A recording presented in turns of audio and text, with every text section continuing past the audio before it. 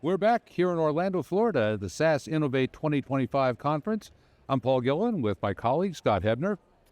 And we're going to talk about sports now. I love this topic, about what SAS is doing and what Ericsson are doing with sports and bringing analytics to the game. We're seeing sports is so analytical now. Every basketball game that's played, every movement of every player, every time the ball hits the court, that is captured somewhere, and it creates this massive analytical framework the teams are using. It's really changing the nature of the game. So our guests are from SAS, Jenn Chase, Chief Marketing Officer. Thanks for being here. Oh, my pleasure. And from Ericsson, Peter Linder, Head of Thought Leadership for North America. Thank you very much. That's a cool title, Peter.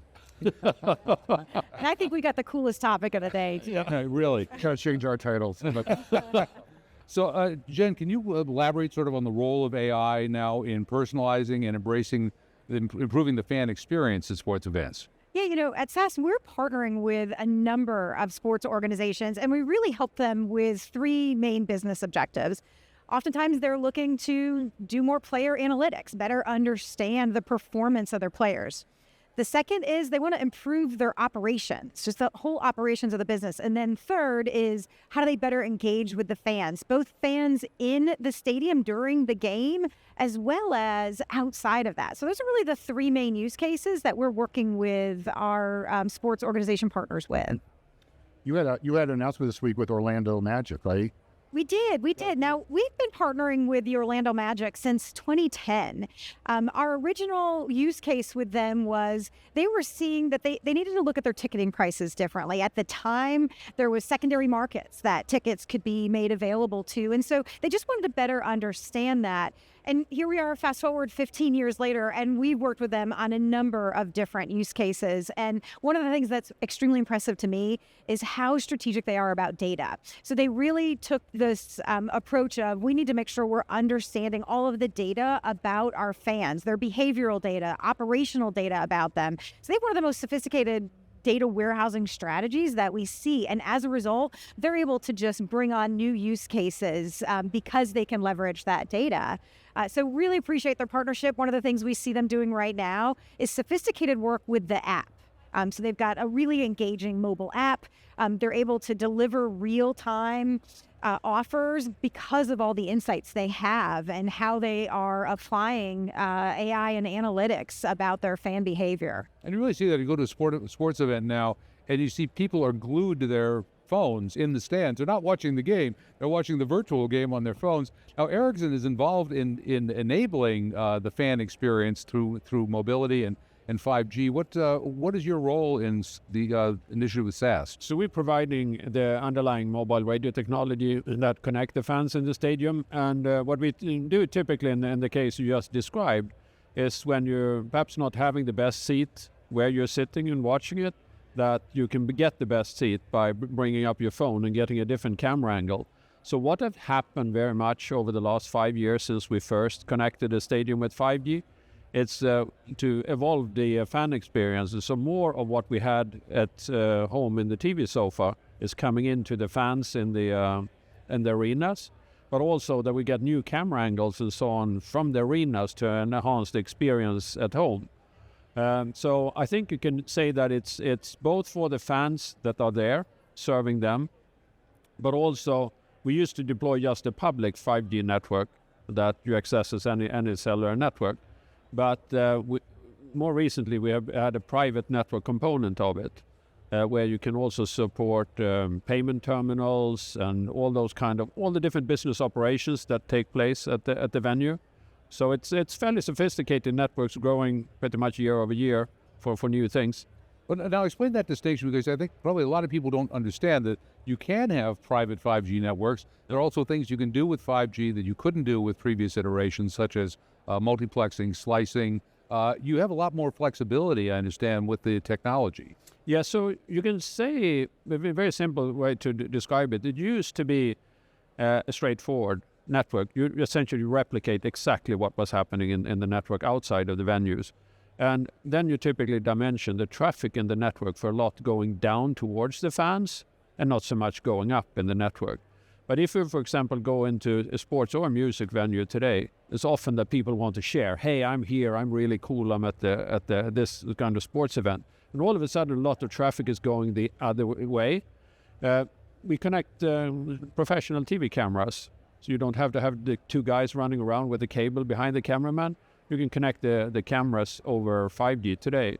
But that means that you need to have a consistent bandwidth, 35 megabits per second for 4K all the time, Right. which take a lot of the capacity in the upstream. So when we talk about network slicing or the ability to provide virtual private network, is that we take part of the capacity and use it so it doesn't interfere with the fan traffic. So these are essentially a lot of new capabilities that are introduced in the network and taken advantage, because a sports venue with 50, 80,000 people, or I'm going to Indy 500, 330,000 people in a single location. There's a lot of demand for the capacity, whatever we can put in. So it's putting it in and dividing it for different purposes. That's the name of the game. Well, I guess statistically, probably almost 100% of the fans are watching it from home, right? Yep. So how is this affecting the home experience for the fans? So the home experience, for example, if the home experience is, you used to have limitations of where you could place cameras. Typically, that you had to have a tripod and like the cameras that were covering us here. But now there's so many more camera types and more nimble cameras that you can use. So all of a sudden you can put cameras in new camera angles that hasn't been possible. That combining with the AI and like with all the analytics and saying, hey, there's going to be an overtake probably in 3-4 laps. This is happening. That guy has 20% of his tires left. So I think that is the combination of the data components that everything that we know about the sport, making it available for the fan, and together with interesting new camera angles that you perhaps wasn't able to do before, that changed the home experience for the fans. Jenn, talk about what some of your sports partners are doing. What are some of the more sophisticated analytics routines you see them running these days? Yeah, I'll talk more about the Orlando Magic. I think what's really impressive to me is to see how hyper-personalized they are able to get with their fan engagement content. For example, they shared how they do almost like a Spotify year-end wrap type campaign to their season ticket holders. So they get to see what was the Magic's experience and performance for the games that they had a seat in the stadium for. So like, what a really unique way to connect with your fan base. So I think that's really sophisticated from the Orlando Magic's perspective. What we're seeing from the LA Football Club, and this is a new partner that we have just begun working with this year, is that they're looking at engaging the community within LA, not only the fans that are coming into the stadium, but the broader community. And I think it's really impressive how they are looking at personalization from that perspective. We're also working with the Dutch National Football Club, and that's an area too where they're doing in-game real-time offers, and they really understand their fans. And what we see is organizations like that have data about their customers, but they're doing such a nice job of respecting privacy and getting that balance between privacy and personalization and building trust all along the way. And it's really impressive now, the fandom that they're able to nurture moving forward. And the Orlando Magic talked with us last night about how they're able to see the benefit of that in the form of additional ticket sales and how they look at their business. So good fan engagement is just simply good business. And Peter brought up AI. Tell me a little bit about how you see AI agents, affecting the fan experience, a little bit today, what's happening, and where you think this is all heading in the years to come. Yeah. Well, right here at SAS Innovate, we have an experience called the Magic Touch, and using AI, computer vision models, we have modeled out what are the performance characteristics of an NBA player, and then you can match your skills up against that and see where you stack up. It's such an interesting way of engaging non-athletes here at this event with better understanding AI, and in a way that maybe they can imagine, oh, hey, maybe I could apply this in my work life. And so I think that's one of the interesting aspects and why at SAS we're partnering with some of these sports organizations, because it helps us tell the story of the art of the possible with AI. And so I do think you're going to see more with the sensor data that you talked about earlier, that allows us to gather even more data from a computer vision perspective. We're doing even more from a natural language processing, understanding customer sentiment that is on social media, being able to feed that back into models that they have and score. So just a couple of examples right there. I don't know, what are you seeing? No, but I think you can use it in a lot of different ways. If you think about just the different levels that there are of fans, if I go to a race, there's very few people that want to listen to the same kind of level of details that I want to listen to. And if you then can help people that are less sophisticated understanding of the sport, just hold up your phone and say, what is that car there? Oh, that's a red car. That must be a Ferrari or something. That you can use AI to tailor the experiences. For example, for simple things like audio, just there's not just one person talking and trying to feed everybody, that you can have different level of audio tracks and stuff like that. Those are the kind of personalizations what I think will make a big difference, both for people at home, but especially when you go with a group or diverse group of people where everybody has got the same understanding of the sports or the same kind of interest for detail.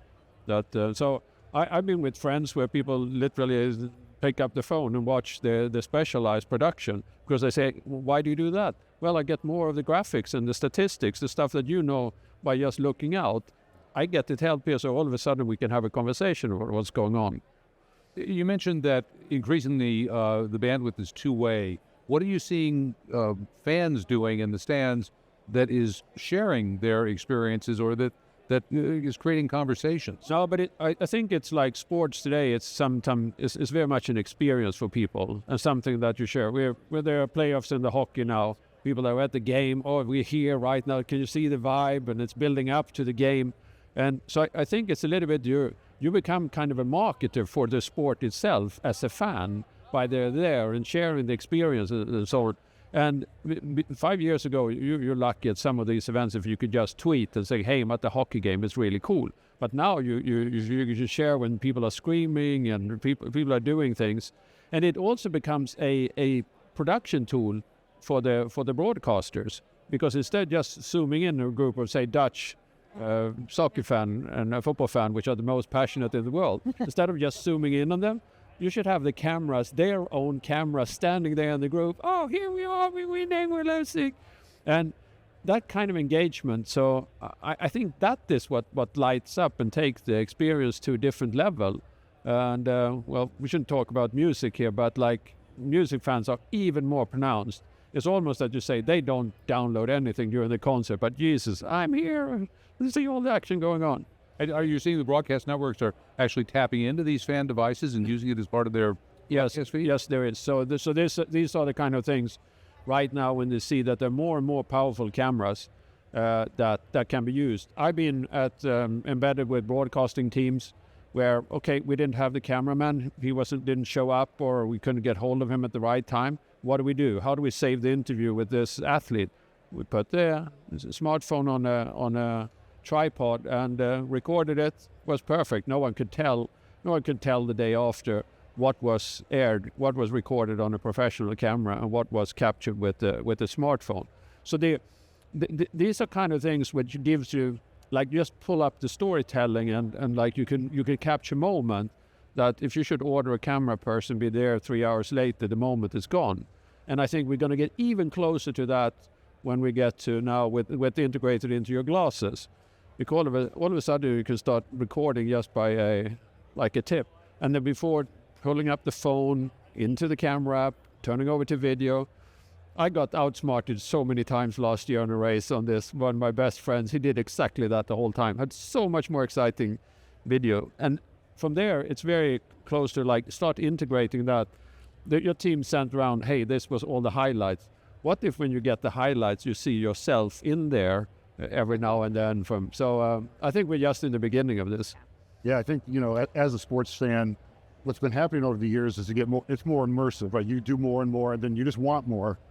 And like in football, it's 3rd and 3, and the big debate with your friends is, okay, what play should they run? Uh-huh. And if you were to do that electronically and people were able to say they should run this play and feed it all back and you get the vote, but you have to do that really quickly before they run the actual play. And that's, I think, where you start to appreciate a partnership where you can do the data analytics, You can do the AI to bring it all together, and you have the speed and bandwidth to be able to pull that off and all the additional angles and things. And it's, just getting started here, right, with what's possible. So the fascinating space. Jenn, a final question. What is ahead what can we expect from SAS in the future in the area of sports marketing? An area that I'm excited for us to explore. Earlier today, we announced a partnership with Epic Games, and specifically using their Unreal Engine to create digital twins. The example we showed was the digital twin of a manufacturing plant, but you could see where digital twins and sports essentially gaming and sports come together in a way that could be really powerful. I think of myself, if I'm a marketer for the Orlando Magic, for example, I want to create a digital twin of what's happening at the game and scenario out different experiences that I could create. So I'm really excited about the potential for digital twins and how that can elevate the fan experience even more. Yeah, no, I love that. I mean, that's the whole idea of, what play should I run? Or you run a play and then you say, what if I had run this play given whatever defense they ended up running? And you're right, that whole partnership brings to life those what if simulations, but they do it in a graphical way. A visual over way. Games. Yeah, Absolutely. It'd be fascinating. Yeah.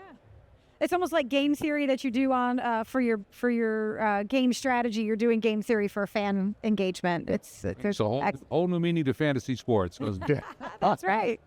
Jenn and Peter, thanks so much for joining us today. This is a fascinating discussion. Thank you very much. We'll be right back from SAS Innovate in Orlando. This is theCUBE, the leader in technology, coverage, and analysis.